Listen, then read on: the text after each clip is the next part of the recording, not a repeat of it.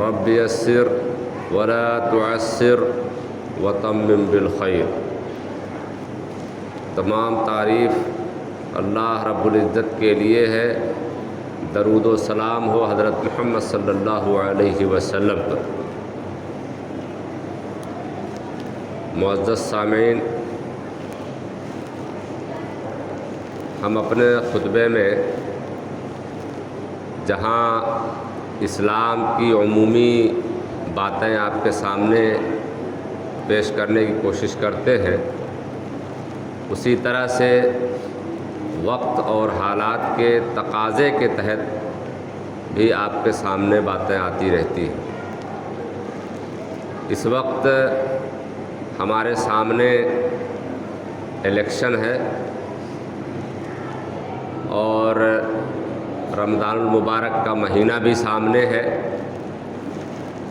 ان سب کو مد نظر رکھتے ہوئے آج تھوڑی سی گفتگو ووٹ کے تعلق سے، الیکشن کے تعلق سے، اسلام میں اس کی کیا اہمیت ہے، اسلام اس کو کس نظریے سے دیکھتا ہے، اسلامی تعلیمات میں ہمیں ووٹنگ کے لیے اپنا امیر منتخب کرنے کے لیے کس طرح کی رہنمائی ملتی ہے، میں مختصراً آپ کے سامنے رکھنے کی کوشش کروں گا۔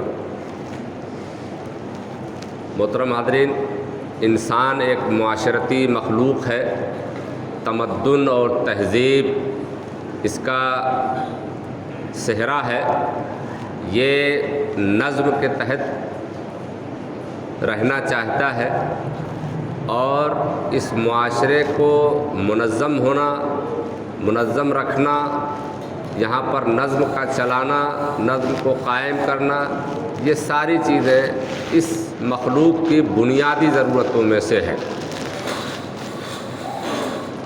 مسلمانوں میں یہ لاپرواہی کہہ لیں یا لا علمی کہہ لیں، یہ چیز کہیں نہ کہیں سے ضرور داخل ہو گئی ہے یا کر دی گئی ہے کہ سیاست، امارت، لیڈر، یہ ان ساری چیزوں کا تعلق اسلام سے نہیں ہے، دین سے نہیں ہے۔ یہ تو دنیا دار لوگوں کی چیزیں ہیں، وہ جو جس طرح سے چاہیں کریں۔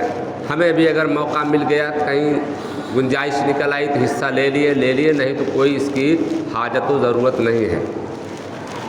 تو یہ غلط فہمی ہمیں دور کر لینی چاہیے کہ ہم اس نظم کا حصہ ہیں، اس معاشرے کا ہم حصہ ہیں، اور جو شخص اپنے معاشرے کے بہتر نظم کے لیے کوشش نہ کرے، وہ اس معاشرے کا دشمن ہے۔ آپ کیسے یہ گوارا کر سکتے ہیں کہ جس معاشرے میں آپ رہیں اس معاشرے کا نظم بگڑا ہو، انارکی پھیلی ہو، انتشار ہو، کوئی ترتیب اور اصول و ضابطہ نہ ہو؟ یہ کیسے آپ قبول کر سکتے ہیں؟ کوئی نہیں کر سکتا۔ ہم ایک چھوٹا سا گھر چلاتے ہیں، اس گھر کے اندر بھی ایک نظم ہوتا، ایسا نہیں ہوتا کہ منمانا کوئی بھی گھر کا ناظم بن جائے اور جو چاہے جیسے چاہے چلانا شروع کر دے، مہمان آئے وہ ناظم بن جائے، وہ اپنے حساب سے چلانا شروع کر دے آپ کا گھر۔ تو ایسے نہیں ہوتا، اس کو طے کرنا پڑتا ہے، منتخب کرنا پڑتا ہے، ذہن میں بٹھانا پڑتا ہے کہ ہمارا ناظم کون ہے، کون ہو سکتا ہے۔ جب یہ طے ہو جاتا ہے تو پھر وہ گھر اچھے سے چلتا ہے۔ نظم کا کام یہ ہے کہ معاشرہ کبھی کبھی بہک جاتا ہے، اس کے اندر کچھ خراب عناصر پیدا ہو جاتے ہیں، اس کے اندر بیماریاں پیدا ہو جاتی ہیں، تو نظم کا کام یہ ہے کہ اس کو درست رکھے، درست کرنے کی کوشش کرے۔ اور یہ چیز ہمیشہ سے رہی ہے، نہ جانے کیسے مسلمانوں کے اندر، خاص طور پہ اس ملک کے مسلمانوں کے اندر یہ چیز گھس گئی کہ سیاست سے مسلمانوں کا کیا تعلق ہے، سیاست سے علماء کا کیا تعلق ہے، نیک اور اچھے لوگوں کا کیا تعلق ہے، یہ تو گنڈوں، بدماشوں اور شرارتی لوگوں کا میدان ہے۔ ہم کو تو ہماری مسجدیں محفوظ رکھ لیں گی، ہم کو تو ہمارے مدرسے ہی بچا لیں گے۔ نظم بچاتا ہے ان کو. نظم صحیح نہ ہو تو مسجدیں نہیں بچ سکتی. آپ کے سامنے ہیں اور آپ سامنے آئیں گی بھی، آگے بھی آئیں گی اس طرح کی چیزیں. تو ملک کا نظم ہو، اسٹیٹ کا نظم ہو، گاؤں کا نظم ہو، گھر کا نظم ہو، ہر چیز جو ہے ہر شخص کی فکر کی اور اپنی ذمہ داری ادا کرنے کی جگہ ہے. تو ہم نے جو غلطیاں کی ہیں، ہمارے بزرگوں نے جو کی ہیں، اس کا خمیازہ ہمیں اور آپ کو بھگتنا پڑ رہا ہے اور ابھی پڑے گا. ہم سسٹم کا حصہ نہیں بنے، اس کا اب خمیازہ یہ بھگتنا پڑے گا کہ ہمارے اوپر جو چیز بھی مسلط کر دی جائے کچھ بھی بعید نہیں. ہمارے لیے نبی اکرم صلی اللہ علیہ وسلم کی ذات نمونہ ہے، آئیڈیل ہیں آپ ہم سب کے. نبی، وقت کا نبی، اپنے وقت کا حکمراں اور امیر ہوا کرتا ہے. یہ ان بلٹ ہوتا ہے نبوت میں. نبی کی موجودگی میں کوئی الگ سے حکمران نہیں بنایا جاتا. ان کی یہ ذمہ داری ہوتی ہے کہ جہاں لوگوں کے تربیت و تزکیہ کا کام کریں، عبادات میں جوڑیں، عبادات سے جوڑیں، توحید و شرک کے بارے میں بات کریں، وہیں ان کی یہ بھی ذمہ داری ہوتی ہے کہ وہ نظم کو درست رکھیں. جنگ کرنا ہو تو جنگ کریں، شعبے بنانے ہوں تو شعبے بنائیں، عہدے بانٹنے ہوں تو عہدے بانٹیں. اور ہمارے نبی کریم صلی اللہ علیہ وسلم نے سب کچھ کیا ہے. ذمہ دار بنایا ہے، گورنر بنایا ہے، اپنا معاون بنایا ہے، شعبے بنائے ہیں، بیت المال کا شعبہ ہے اور اس طرح کے دیگر شعبے ہیں. جنگیں کی ہیں، معاہدے کیے ہیں، سب کچھ کیا ہے جو حکومتیں کرتی ہیں. ان کے بعد آپ کے اصحاب آئے میدان میں. حضور نبی کریم صلی اللہ علیہ وسلم کی وفات کے بعد آپ جانتے ہیں کہ حضرت ابو بکر صدیق رضی اللہ تعالی عنہ کو اس معاشرے کے لوگوں نے بڑے سوچ وچار اختلافات کو ختم کرتے کراتے اپنا امیر منتخب کیا. خلیفہ نائب کو کہتے ہیں، خلیفہ جانشین کو کہتے ہیں، خلیفہ ایسے با اقتدار اور با اختیار شخصیت کو کہتے ہیں جو من مرضی جو چاہے کر لے. یہ ساری چیزیں خلیفہ کے تحت آتی ہیں. تو حضرت ابو بکر صدیق رضی اللہ تعالیٰ عنہ کو جب مسلمانوں کا امیر بنایا گیا تو آپ کو جو ٹائٹل دیا گیا وہ تھا خلیفۃ الرسول، یعنی یہ نبی اکرم صلی اللہ علیہ وسلم کے نائب ہیں، ان کے جانشین ہیں. نبی کریم صلی اللہ علیہ وسلم نے جو معاشرہ ترتیب دیا ہے، جو نظم چلایا ہے، اب اس کو حضرت ابو بکر چلائیں گے. اور اس کے بعد پھر حضرت عمر رضی اللہ تعالیٰ عنہ منتخب ہوئے. ان کی جو ترتیب بنی، لوگوں کے مشورے ہوئے، خاص لوگوں کے مشورے ہوئے. کوئی بھی چیز پہلے ہی دن اپنے اوریجنل فارم میں یا مکمل فارم میں نہیں ہوتی، اس کو ایک ترتیب ملتی ہے. تو خلیفہ چننے کا کام شروع میں چند لوگوں سے ہوا. تو حضرت عمر رضی اللہ عنہ جب خلیفہ بنے تو ان کو جو بلایا جانا شروع ہوا تو وہ خلیفۃ الرسول ہو گیا، یعنی رسول کے نائب ہے یہ. یعنی انہوں نے حضرت ابوبکر کی کا کام سنبھالا ہے. یہ حضرت ابوبکر کے خلیفہ ہیں اور حضرت ابوبکر حضور کے خلیفہ تھے. یہ لمبا ہوا تو حضرت عمر رضی اللہ تعالیٰ عنہ نے اس کو بدلوایا. پھر انہوں نے وہاں سے امیر کا لفظ استعمال کروایا، تو وہاں سے امیر المومنین، یعنی یہ خلیفہ کا لفظ ختم ہوا اور امیر المومنین کا لفظ وہاں سے شروع ہوا. بس یہ ایک پکار کا لفظ ہے، یہ کوئی اسلامک ٹرمینولوجی نہیں ہے، اسلامی اصطلاح نہیں ہے کہ خلیفہ یا خلافت کوئی اسلامی اصطلاح ہے، جمہوریت یا ڈیموکریسی کوئی غیر اسلامی اصطلاح ہے. یہ ایک لفظ ہے جو کسی چیز کو ہم جاننے کے لیے پکار رہے ہیں، اس کو نام دیے ہوئے ہیں. یہ چیزیں چلی اور پھر چلتی رہی. لوگ منتخب کرتے رہے، انتخاب کا جو بھی طریقہ رہا ہو، اس کے بعد دھیرے دھیرے پھر وہ الیکشن کا لفظ آ گیا ہمارے سامنے۔ اب مسلمانوں میں بہت سارے لوگوں کو بڑی بے چینی رہتی ہے کہ یہ الیکشن کیا چیز ہے، اس میں حصہ لینا اسلامی ہے یا غیر اسلامی ہے، ووٹ دینا جائز ہے یا ناجائز ہے، اس طرح کی بحثیں لوگوں نے کی۔ بھائی اللہ تعالیٰ درخت پیدا تو کرتے ہیں، کرسیاں نہیں بناتے۔ اللہ تعالیٰ لوہا پیدا کرتا ہے، بس اور موٹر سائیکل نہیں بناتا۔ حالانکہ اسے پوری قدرت حاصل ہے کہ وہ بس بھی بنائے، کرسی بھی بنا دے، آپ کی چارپائی بھی بنا دے، آپ کا جھولا بھی بنا دے، لیکن اللہ تعالیٰ نہیں بناتے۔ کیوں نہیں بناتے؟ آپ کس لیے ہیں؟ آپ کو کس لیے پیدا کیا ہے؟ آپ کو یہ صلاحیتیں، یہ اختیار کیوں دیا ہے؟ آپ کریے نا، اپنی ضرورت کے لحاظ سے آپ کرسی بنائیے، چارپائی بنائیے، جیسی آپ کو ضرورت ہو۔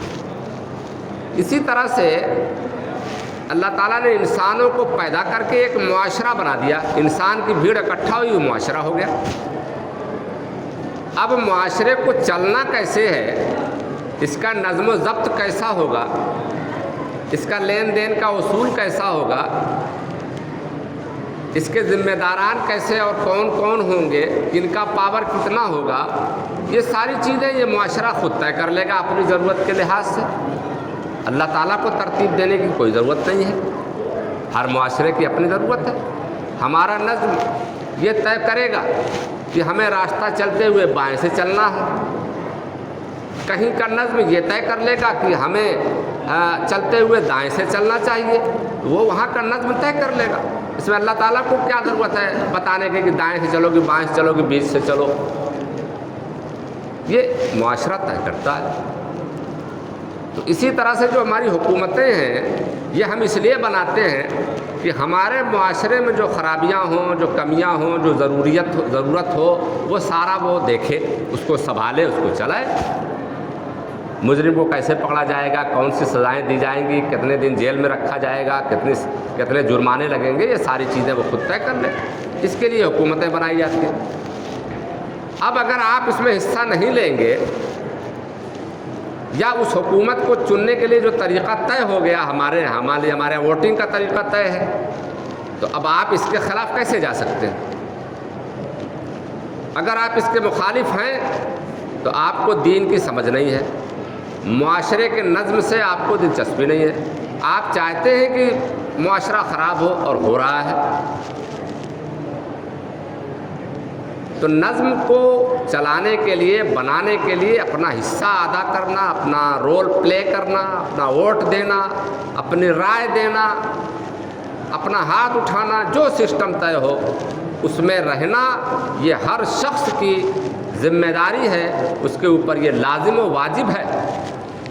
آپ کسی معاشرے کو، اسلام نے اس معاشرے کو اتنا بہتر بنانے کی جو تعلیم دی ہے، اس کا یہ سب سے بڑا ذریعہ ہے ہمارا نظم، کہ نظم کے ذریعے سے معاشرہ بہتر رکھا جائے گا، رکھا جا سکتا ہے۔ تو آپ اس سے الگ نہیں ہو سکتے۔ تو یہ جمہوریت سب سے اعلیٰ طریقہ ہے اپنے نظم کو بنانے کے لیے کام کرنے کا، سسٹم کا۔ کسی زمانے میں جیسے میں نے بتایا کہ چند لوگ منتخب کر لیتے تھے، وہ چند لوگ سوسائٹی کے نمائندہ ہوتے تھے، لوگ اس کو قبول کر لیتے تھے۔ تو اگر ہمارا معاشرہ بھی ایسا ہو کہ کوئی یہ کہہ دے کہ ہمارے گاؤں کا فلاں شخص جس کو منتخب کر لے گا وہ سارے لوگوں کے لیے قابل قبول ہوگا، تو کیا ضرورت اتنا جھمیلا کرنے کی، اتنا خرچ کرنے کی؟ وہ ایک آدمی کہہ دے گا، ہو جائے گا، وہ بھی ایک طریقہ ہے۔ لیکن اگر ہر شخص یہ کہے کہ نہیں، ہم اپنے نظم کا خود انتخاب کریں گے، ہم آپ کے انتخاب کو نہیں مانیں گے، ہم خود منتخب کریں گے، تو پھر ہر شخص کو یہ حق ہے، برابر کا حق ہے کہ وہ اپنے نظم کو منتخب کرے، اپنے لیڈر کو، اپنے پردھان کو، اپنے پریزیڈنٹ کو، جس کو بھی چننا چاہے وہ چنے۔ تو اس میں اسلامی، غیر اسلامی یا غلط اور صحیح کا کوئی مسئلہ ہی نہیں ہے۔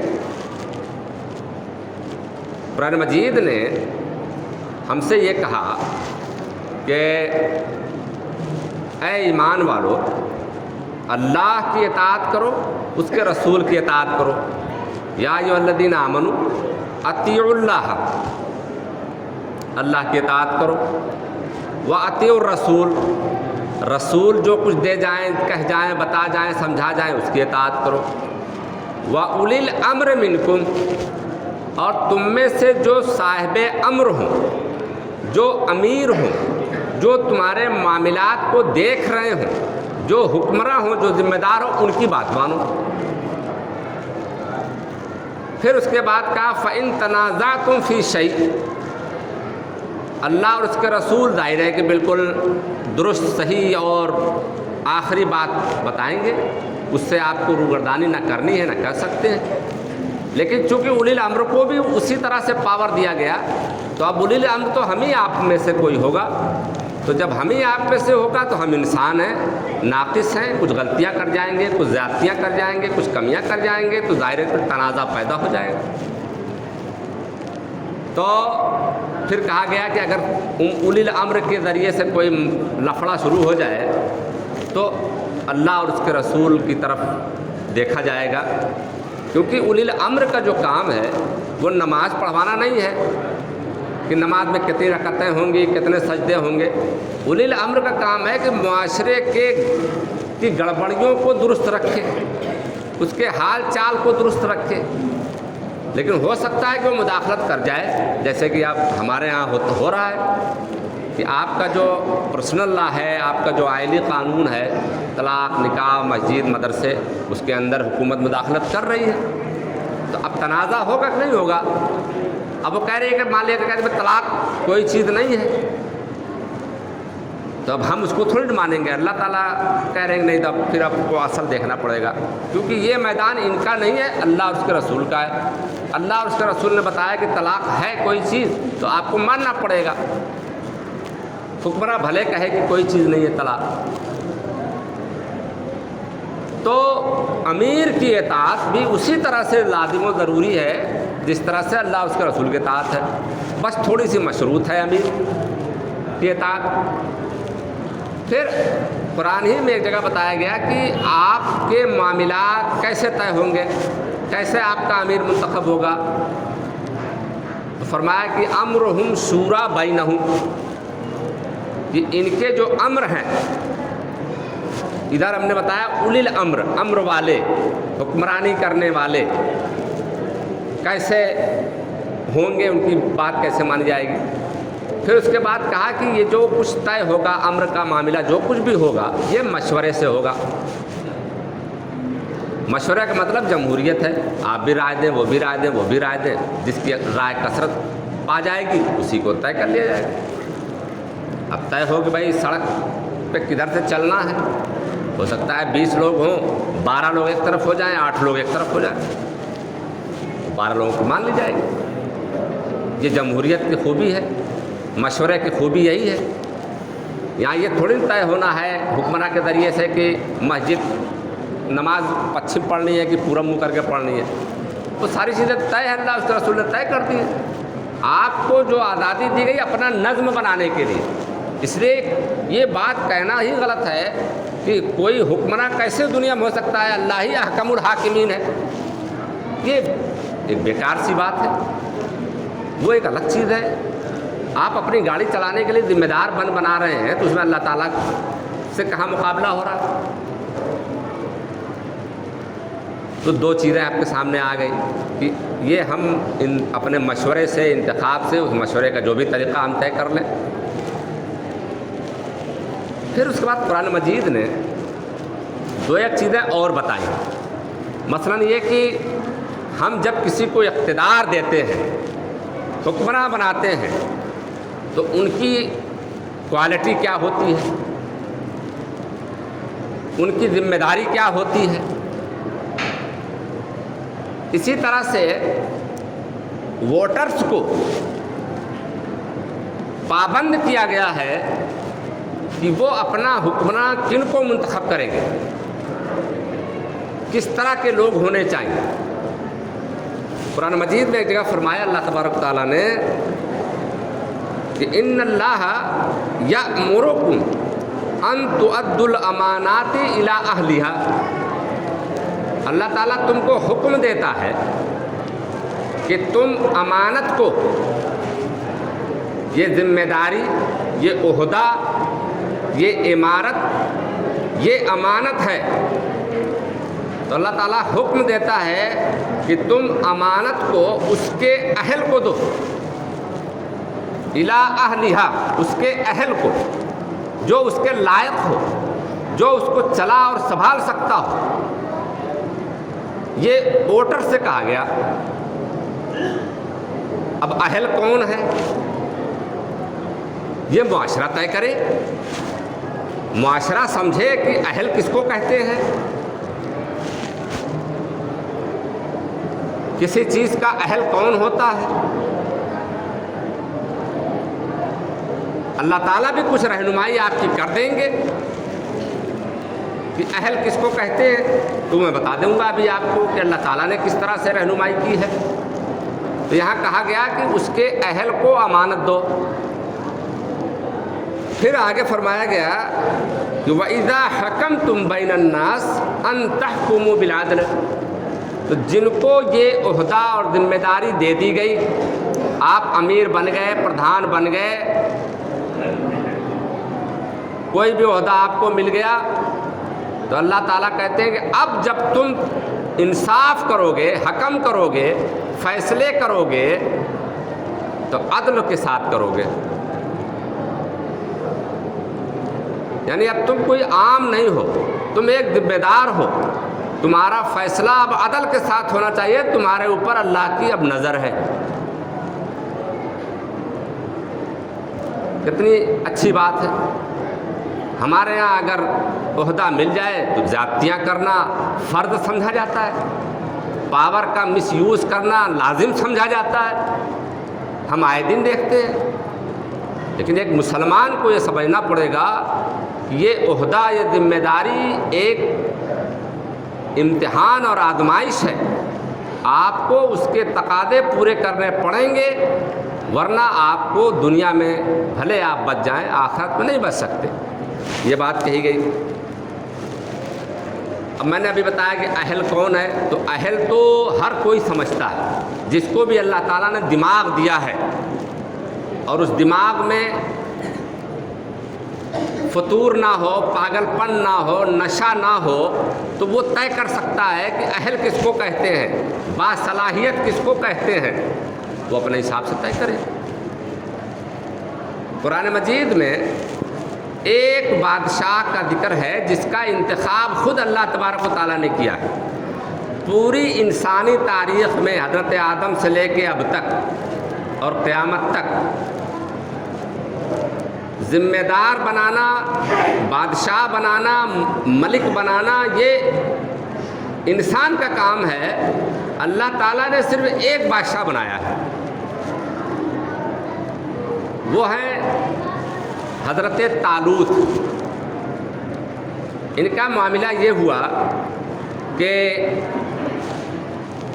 بنی اسرائیل کی ایک برانچ ہے، تو اس میں حضرت سموئیل کہا جاتا ہے کہ ان کے نبی کا نام تھا اس قوم کا۔